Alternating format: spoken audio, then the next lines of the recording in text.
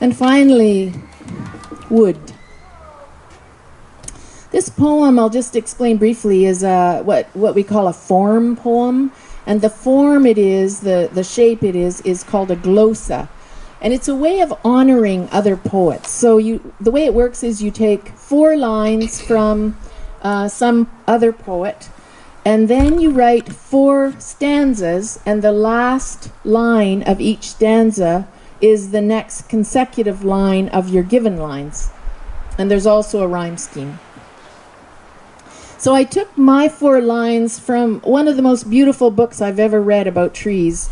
It's written by a man called John Terpstra in Hamilton. His book is called Naked Trees. When I read it, I immediately emailed him to thank him. I'd never read anything so beautiful, and I said, "Do you by any chance work with wood?" John is a cabinet maker. No surprise. So these are John's 4 lines. Naked trees extend their complicated praise. Branches sway in a sort of unison, not agreed upon, each their own way. And this is how I followed on John's.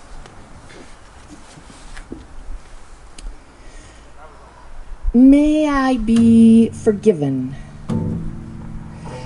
May I forgive myself this endless search for someone, something to explain. Give me the reason we're here, and what lies after, and if there's a plan, or even better, planner. If I could only know for sure, just once. A deal? I'll stay right here. You whisper in my ear the answer, while all around me animals carry on regardless. Plants and insects don't bother counting days. And naked trees extend their complicated praise.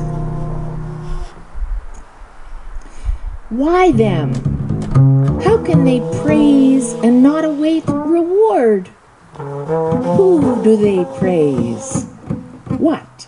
How can they stand there, splendid, and not ask why or if there is a goal, at least a prize, for the very best? Do they dream of after death, or fear old age, or insects, or men with saws? Can it matter that underneath the soil they're all in touch?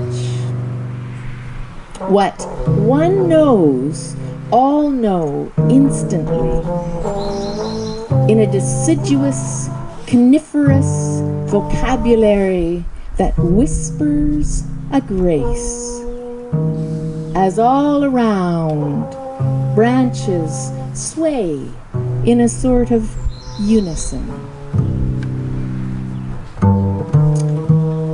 Perhaps I should sit and watch, listen for a while to the shushing of trees, peace in one place, a salute to sky and no complaints, unless you count the crack of the final fall. And what do they see then? Is there mortal terror? Or a welcome to the stones they shall now lie upon, the bed from which to nourish other trees? If we die childless, are we forgotten? Is heaven a platonic, not agreed upon?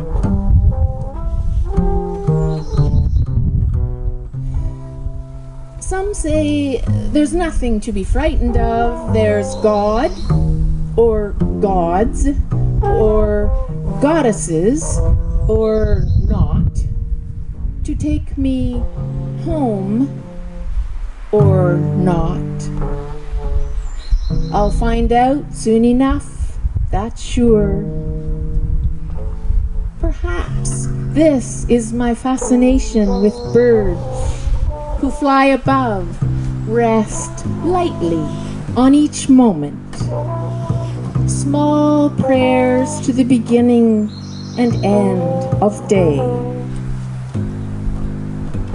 And after all, how can it matter that I get the story right or wrong?